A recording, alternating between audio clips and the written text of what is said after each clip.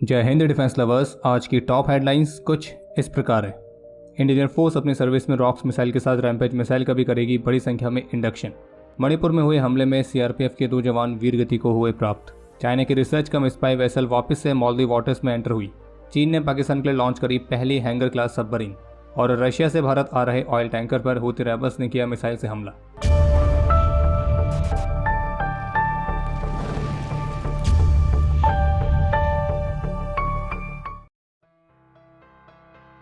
तो जैसा कि अभी हाल ही में इंडियन एयरफोर्स के Su-30 MKI फाइटर जेट से इजरायली ओरिजिन की Crystal Maze 2 air to surface missile AKA Rocks missile तो इसको सफलतापूर्वक टेस्ट फायर किया गया था। और ऐसी भी रिपोर्ट्स थी कि इंडियन एयरफोर्स इन मिसाइल्स को भारत में ही मैन्युफैक्चर करना चाहती है, फिर जिसके बाद इसके बड़े ऑर्डर्स भी प्लेस किए जाएंगे। तो अब ऐसी भी रिपोर्ट्स हैं कि क्रिस्टल मेज 2 के अलावा इंडियन एयरफोर्स के फाइटर जेट्स की फ्लीट में Rampage air to surface missiles को भी बड़ी संख्या में इंडक्ट करने की योजना है, जबकि इंडियन नेवी के MiG-29 के फाइटर्स में ये मिसाइल ऑलरेडी इंटीग्रेट की जा चुकी है। लेकिन अब इसे इंडियन एयरफोर्स के भी Su-30 MKI, MiG-29 और जैगवार जैसे फाइटर्स में इंटीग्रेट किया जाएगा। बाकी जब 2020 में चीन के साथ स्टैंड ऑफ शुरू हुआ था तो फिर उसके बाद इमरजेंसी पावर्स का इस्तेमाल करके ये मिसाइल्स कुछ लिमिटेड नंबर्स में खरीदी गई थी। और अब क्रिस्टल मेज 2 के अलावा इंडियन एयरफोर्स इस रैम्पेज मिसाइल को भी मेक इन इंडिया प्रोग्राम के माध्यम से भारत में ही प्रोड्यूस करना चाहती है और इन्हें भी बड़ी संख्या में इंडक्ट करने की योजना है। बाकी जो रैम्पेज मिसाइल है इसे शुरुआत में मार्स यानी कि multipurpose air launch rocket system का नाम दिया गया था और ये भी एक स्टैंड ऑफ वेपन की तरह काम करता है, जिसे radar installations, communication centres, weapon storage facilities, airfields तो इस तरह के हाई वैल्यू टारगेट्स को हिट करने के हिसाब से डिजाइन किया गया और इसकी मारक क्षमता 250 किलोमीटर तक है। और जानकारी के लिए आपको बता दें कि जो रैम्पेज मिसाइल है उसे इसराइल के एलिवेट सिस्टम ने बनाया है और जबकि रॉक्स मिसाइल को इसराइल के राफेल एडवांस डिफेंस सिस्टम ने बनाया है। और अलग अलग टाइप के टारगेट्स को हिट करने के लिए ये जो रैम्पेज मिसाइल है मल्टीपर्पज वॉरहेड कॉन्फ़िगरेशन के साथ आती है। और इंडियन एयरफोर्स की जो रैम्पेज मिसाइल है वो हाई स्पीड लो ड्रैग मार्क 2 मिसाइल के नाम से जानी जाएगी।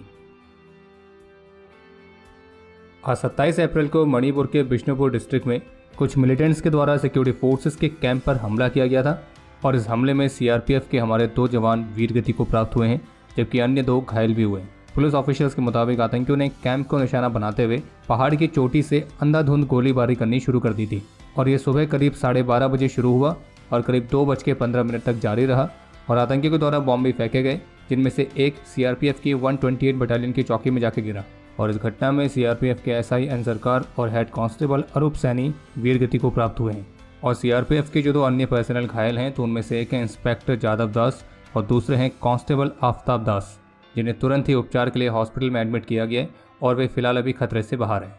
और इस हमले को अंजाम देने वालों की तलाश के लिए एक मैसिव सर्च ऑपरेशन चलाया गया है। हम ईश्वर से प्रार्थना करते हैं कि सीआरपीएफ के SI एन सरकार और हेड कांस्टेबल अरूप सैनी की आत्मा को शांति मिले और ये देश इनके सर्वोच्च बलिदान के लिए सदा इनका ऋणी रहेगा। चाइना की रिसर्च कम स्पाई वेसल जिसका नाम है शियांग यांग होंग 3 तो ये वापस से मालदीवियन वाटर्स में आ चुकी है और 2 महीने के अंदर ये मालदीव्स में इसकी दूसरी विजिट है। हालांकि इससे पहले वाली विजिट में मालदीवियन ऑफिशियल्स की तरफ से कहा गया था कि चाइना की जो रिसर्च वेसल है ये मालदीव्स के वाटर्स में कोई भी रिसर्च एक्टिविटी को कंडक्ट नहीं करेगी। और अब दोबारा से जो चाइना की रिसर्च वेसल की मालदीवियन वाटर्स में एंट्री हुई है तो इस बार इसका पर्पस क्या है तो इसके बारे में फिलहाल अभी मालदीवियन ऑफिशियल्स की तरफ से कमेंट आना बाकी है। इसके अलावा एक और अपडेट है कि चीन ने अपनी so called all weather ally Pakistan के लिए पहली हैंगर क्लास सबमरीन को लॉन्च कर दिया है और जो चीन है वो पाकिस्तान को total 8 hanger class submarines deliver करेगा। बाकी इस पहली हैंगर क्लास सबमरीन की जो लॉन्च सेरेमनी है तो उसे शुक्रवार को चाइना में आयोजित किया गया था और इस सेरेमनी को पाकिस्तानी नेवी चीफ ने अटेंड भी किया था। बाकी एग्रीमेंट के मुताबिक टोटल 8 सबमरीन्स में से 4 सबमरीन्स चाइनीज़ कंपनी बनाएंगी और जबकि बाकी की 4 सबमरीन्स को टेक्नोलॉजी ट्रांसफर एग्रीमेंट के अंडर पाकिस्तान की Karachi shipyard and engineering works Pakistan में बनाएगी। बाकी चीन का दावा यह है कि उनकी ये सबमरीन्स एडवांस स्टेल्थ फीचर्स के साथ आती है और इसे अति आधुनिक वेपन्स और सेंसर से इक्विप्ड किया गया है जो कि मल्टी थ्रेट इन्वायरमेंट में ऑपरेट करने में सक्षम है। चाइना के मुताबिक उनकी ये सबमरीन्स स्टैंड ऑफ रेंजेस से टारगेट्स को इंगेज करने में सक्षम है और ये एक अटैक सबमरीन है जिसकी maximum speed 37 kilometre per hour तक है। हालांकि वो बात अलग है कि चाइना के द्वारा इन सबमरीन्स को लेकर जो भी क्लेम किए जा रहे हैं वो क्लेम्स एक्चुअल में कितने ज़्यादा सही हैं तो वो तो खैर तभी मालूम पड़ेगा जब ये सबमरीन किसी रियल कॉम्बैट सिनेरियो को फेस करेगी। वरना भी कुछ समय पहले तक चाइना के सो कॉल्ड स्टेल्थ सबमरीन्स का हाल कुछ ऐसा था कि आप उसे सबमरीन कहो या फिर अंडर वाटर ऑर्केस्ट्रा कहो, एक ही बात है। और चाइनीज सबमरीन्स में किस किस तरह की खामियां हैं तो उस पर ऑलरेडी एक वीडियो हमने पहले बनाई थी, आप उस वीडियो को जरूर देखिए। लिंक इस वीडियो के डिस्क्रिप्शन में आपको मिल जाएगा। और बाकी अगर आप यहाँ तक वीडियो देख चुके हैं तो कृपया करके वीडियो को लाइक जरूर करें। और आपको ये भी सूचित करना चाहेंगे कि अब आप Squadron.in पर केवल क्लोथिंग ही नहीं बल्कि मिलिट्री थीम वाले पोस्टर्स को भी बाय कर सकते हैं। तो इसलिए Squadron.in पर जाके नए पोस्टर डिजाइन को चेकआउट करना ना भूलें। बाकी स्पेशल डिस्काउंट का स्पेशल कूपन कोड तो आप सभी को याद ही है। ईरान की तरफ से कहा गया है कि उनके द्वारा सीज की गई MSC एरिस शिप के क्रू को वे जल्दी रिलीज करेंगे। और इस मामले पर ईरान के विदेश मंत्री का कहना था कि हम मानवीय मुद्दे के तौर पर शिप के क्रू को रिलीज करने पर गंभीर रूप से विचार कर रहे हैं और हमने तेहरान में उनके राजदूतों को काउंसलर सर्विसेज, उनकी रिलीज और एक्सट्रेडिशन तक उनकी पहुंच की घोषणा करी है। और जैसे कि आप सभी जानते होंगे कि MSC एरिस में टोटल 17 भारतीय क्रू मेंबर सवार थे, जिसमें से एकमात्र वुमेन कैडेट को पहले ही रिलीज करके उन्हें भारत वापस भेज दिया गया था और अब बाकी के बचे 16 क्रू मेंबर्स को भी जल्द ही रिलीज किया जाएगा।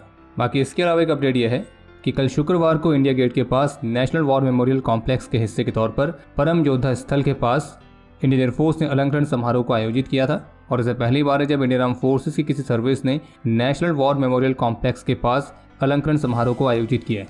और इस समारोह के दौरान Indian air force chief air chief marshal VR Chaudhary ने 51 एयर वॉरियर्स को प्रेसिडेंशियल अवार्ड से सम्मानित किया, जबकि 3 को युद्ध सेवा मेडल, 7 को वायु सेना मेडल गैलेंट्री, 13 को वायु सेना मेडल और 28 वॉरियर्स को विशिष्ट सेवा मेडल से भी सम्मानित किया गया।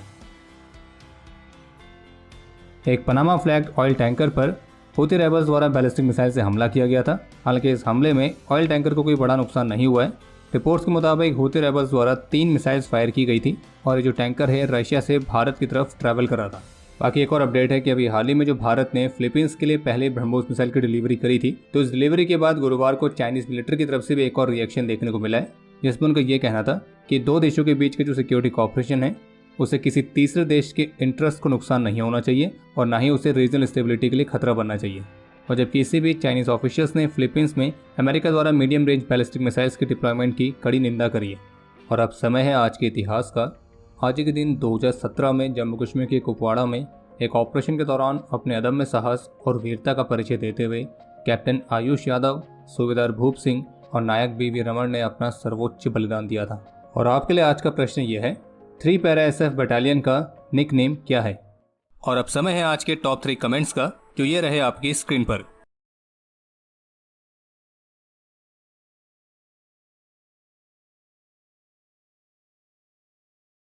तो हमारे आज के इस एपिसोड के लिए इतना ही। उम्मीद है आपको एपिसोड पसंद आया होगा। पसंद आए तो वीडियो को लाइक जरूर करें। कोई भी सुझाव या सवाल हो तो उसके लिए कमेंट सेक्शन ओपन है। और मिलिट्री से रिलेटेड और भी इंटरेस्टिंग कंटेंट को एक्सेस करने के लिए डिफेंस स्क्वाड की सुपर ऐप को डाउनलोड करना ना भूलें, जिसका लिंक इस वीडियो के डिस्क्रिप्शन में दिया गया है। बाकी अगर आपने अभी तक इस चैनल को सब्सक्राइब नहीं किया है तो सब्सक्राइब जरूर करें। हम जल्द मिलेंगे नए एपिसोड के साथ। तब तक के लिए जय हिंद, जय भारत।